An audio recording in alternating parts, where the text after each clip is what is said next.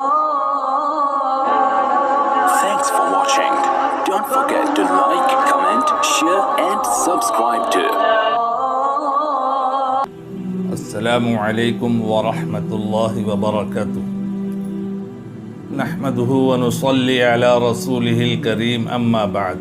محترم دوستو، حضرت مسلم بن عقیل رضی اللہ تعالی عنہ کی شہادت کے بعد عبید اللہ بن زیاد نے ڈھنڈورا پٹوا دیا کہ مسلم کے دونوں بچے عون و محمد اور ایک روایت کے مطابق محمد اور ابراہیم کوفے میں موجود ہیں۔ جو شخص ان کو لا کر حاضر کرے گا میں ان کو مالا مال کر دوں گا، اور کسی نے ان کو پناہ دی تو زن و بچہ کو سخت سے سخت سزائیں دوں گا۔ قاضی شریح، جن کا گھر ان دو یتیم و لاوارث مہمانوں سے منور تھا جو عاشق رسول تھے، مگر ابن زیاد کے حکم سے پریشان ہو گئے، دونوں بچوں کو کلیجے سے لگایا اور آدھی رات کے وقت ان کو تھوڑا سا کھانا دے کر اپنے گھر سے رخصت کر دیا۔ قادسیہ کی سڑک پر چھوڑ دیا کہ سیدھے مدینہ چلے جائیں۔ رات اندھیری تھی اور جنگل خوفناک۔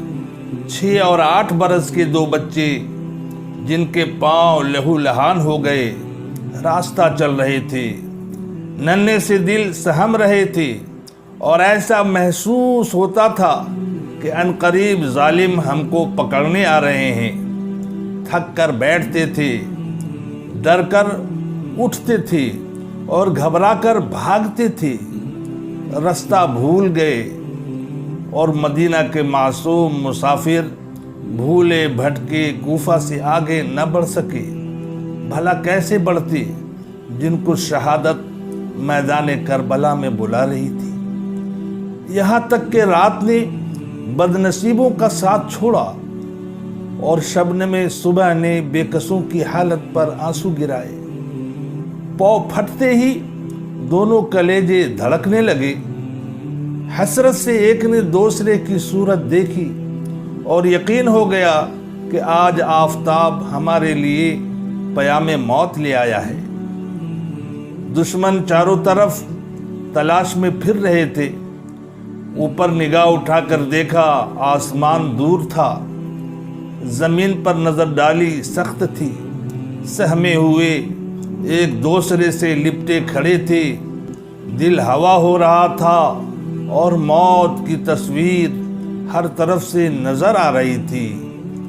دریا آنکھوں کے سامنے لہریں لے رہا تھا، لیکن یہ بھوکے پیاسے بچے کچھ فاصلے پر ایک درخت نظر آیا، حالت مایوسی میں اس کی طرف لپکے اور تنے کی کھو میں دونوں چھپ گئے کہ دن بسر ہو جائے تو رات کو نکل کھڑے ہوں گے۔ چڑیوں کے چہچہے ختم ہو گئے، ہوا کی رفتار مدھم، اور آفتاب نے اپنی نظریں یتیمان عقیل پر ڈالیں کہ ایک عورت پانی کی تلاش میں کنارے دریا پر آئی، ڈول ڈالنا چاہتی تھی کہ سطح آب پر کھلے ہوئے پھول نظر آئے۔ حالت مایوسی میں اس کی طرف لپکے اور تنے کی کھو میں دونوں چھپ گئے کہ دن بسر ہو جائے تو رات کو نکل کھڑے ہوں گے۔ چڑیوں کے چہچہے ختم ہو گئے، ہوا کی رفتار مدھم، اور آفتاب نے اپنی نظریں یتیمان عقیل پر ڈالیں کہ ایک عورت پانی کی تلاش میں کنارے دریا پر آئی، ڈول ڈالنا چاہتی تھی کہ سطح آب پر کھلے ہوئے پھول نظر آئے، اور نگاہ اٹھا کر دیکھا تو دو بچے لپٹے ہوئے بیٹھے ہیں۔ سمجھ گئی اور معصوموں کی حالت پر کلیجہ کٹ گیا۔ کہنے لگی، مسلم کے بچوں اترو، میرے کلیجے سے لگ جاؤ۔ بچے لرز گئے، چھپنے کی کوشش کی، جگہ نہ تھی، نیچے اترے، تھر تھر کانپ رہے تھے، زبانیں خاموش تھیں۔ کلیجہ سے لگایا اور کہا، آؤ میرے گھر چلو، بے اولاد ہوں، میرا دل ٹھنڈا کرو، مسلمان ہوں، میرا گھر روشن کرو، عاشق رسول ہوں، میری عزت بڑھاؤ، پیارو سہمو نہیں اور ڈرو مت، دشمن نہیں لونڈی ہوں۔ ان کملائے ہوئے چہروں کی عاشق، ان بھوری صورتوں کی شیدا، تمہارے پاؤں میرے سر پر ہوں گے اور تمہارے قدم میری آنکھوں پر، دل میں رکھوں گی، آنکھوں میں چھپاؤں گی۔ چھوٹے کو گود میں لیا، بڑے کی انگلی پکڑی، باپ کی مفارقت، اپنی غربت، دونوں خاموش رہے۔ عورت گھر لے گئی، کنیز تھی، بی بی سے کہا، ساقی کوثر کی جان، یہ بے زبان تیرے مہمان ہیں، کھڑی ہو اور دیکھ مسلم شہید کے بچے تیرے پناہ میں آئے ہیں۔ غربت ان کی صورت پر، حسرت ان کے چہروں پر اور بے کسی ان کی عمروں پر برس رہی ہے۔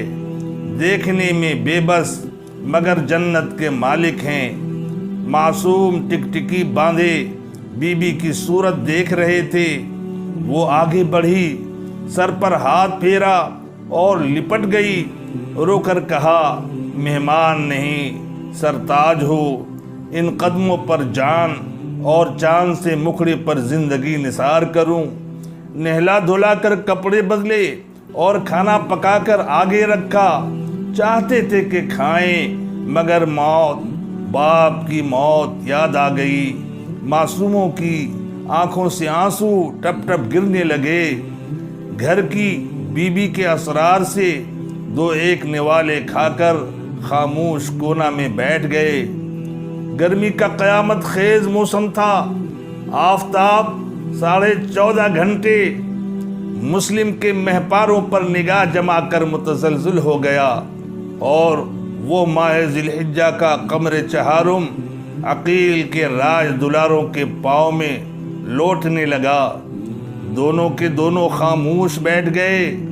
شب ماہ کا ابتدائی حصہ طے کر چکا تھا کہ گھر کا مالک حارث گھر میں داخل ہوا اور بیوی سے کہا، دیکھیے مسلم کے بچوں کا انعام کس کی تقدیر میں ہے۔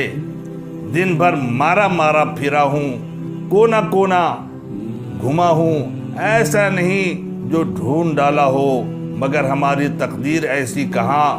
بیوی نے کہا، تمہاری عقل کو کیا ہو گیا ہے؟ معمولی یتیم بچوں پر رحم کرنا خدا کی رضامندی ہے، یہ تو اہل بیت کے چراغ ہیں۔ ابن زیاد ملعون اپنا گھر دوزخ میں بنا چکا۔ دنیا فانی ہے، بن باپ کے بچوں کے در پہ نہ ہو۔ یہ دولت خیر الانام ہمیشہ رہے گا۔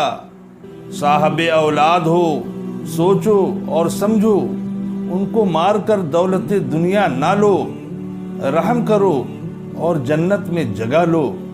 حارث نے کہا، کمبخت، بے وقوف عورت، تو کیا سمجھ سکتی ہے؟ تو ہٹ جا سامنے سے۔ دولت ہی نہیں بلکہ عزت اور مرتبہ بھی تو ہے۔ ماں کے کلیجے سے چمٹ کر سونے والے بچے اس وقت اندھیرے گھپ اندھیرے میں بے خبر پڑے ایک دوسرے کے گلے میں باہیں ڈالے سوتے تھے۔ باپ شہید ہو چکا، ماں کا پہلو چھوٹ گیا۔ کوٹھری کی دیواریں اور دروازے، کواڑی باپ کی آغوش اور ماں کی مامتا تھی۔ چھوٹے بچے نے باپ کی موت خواب میں دیکھی، کئی روز سے چھوٹا ہوا تھا۔ آنکھیں اس صورت کو ترس گئی، بے تاب ہو کر چیخ اٹھا اور پکڑنے دوڑا۔ بڑے نے تسکین دی اور سینے سے لگایا اور خاموش کرنا چاہا، لیکن معصوم جذبات قبضہ میں نہ آ سکے۔ پھر رو دیا اور چلا کر کہا، بابا بابا۔ ہوا نے یہ آواز حارث کے کان میں پہنچائی۔ متحیر ہو کر اٹھا، کوٹری کھولی اور چراغ جلا کر دیکھا تو 2 بچے دب کے سکڑے بیٹھے ہیں۔ پوچھا، تم کون ہو؟ اس گھر کو دارالامان اور گھر والوں کو خیر خواہ سمجھے ہوئے تھے۔ جلدی سے کہا مسلم کے بچے۔ وہ آگ بگولا ہو گیا، بال پکڑ کر گھسیٹتا ہوا باہر لایا، تھپڑ مارے اور کہا دن بھر حیران و پریشان کیا، کھانا تک نصیب نہیں ہوا اور تم مزے سے سو رہے ہو۔ رسی سے مشکیں باندھی، لونڈی حارث کے سامنے آئی اور کہا کہ معصوم بے گناہ ہیں، ان کے پھول سے رخسار اور نازک بازو تیرے تھپڑوں اور مکوں کے قابل نہیں، ان پر مصیبت میری وجہ سے آئی ہے۔ آنکھ کے تارو، میری نیت کا حال خدا بہتر جانتا ہے، میں بے گناہ ہوں، میرے تقدیر کا لکھا آگے آیا، تمہارے تماچوں کے نشان میرے دل پر ہیں، میں تمہارے ساتھ ہوں، قیامت کے روز مجھ گنہگار کی لاج رکھنا۔ حارث کی شومی تقدیر صبح کھلکھلا کر ہنسی اور دونوں معصوموں کو دریا کے کنارے لے گیا۔ سنگ دل تیغ آبدار بچوں کے سر پر چمکی، بیوی اور کنیز سامنے آئیں اور مسلم کے لال کو اپنے سینے سے چمٹا لیے، مگر سفاک نے ان دونوں کا بھی خاتمہ کر دیا اور بچوں سے کہا اب تم تیار ہو جاؤ کہ یہ تلوار تمہاری گردنیں جدا کرتی ہے۔ محمد نے منت سے کہا اس وقت میری صرف ایک التجا ہے، اس کو قبول فرما کر ہماری مشکل آسان کر دے، وہ یہ ہے کہ پہلے میری گردن اتار کہ میں اپنے چھوٹے بھائی ابراہیم کی موت نہ دیکھوں۔ اس وقت اس کا باپ یا ماں جو کچھ ہوں میں ہی ہوں۔ ابھی یہ گفتگو ختم نہ ہوئی تھی کہ چھوٹے بچے نے بھی یہی التجا کی کہ سب سے پہلے مجھے شہید کر دے تاکہ میں اپنی نظروں کے سامنے اپنے بڑے بھائی کی شہادت کو نہ دیکھ سکوں۔ لیکن حارث ظالم نے ایک وار میں دونوں بھائیوں کی گردنیں تن سے جدا کر دیں۔ انا للہ و انا الیہ راجعون۔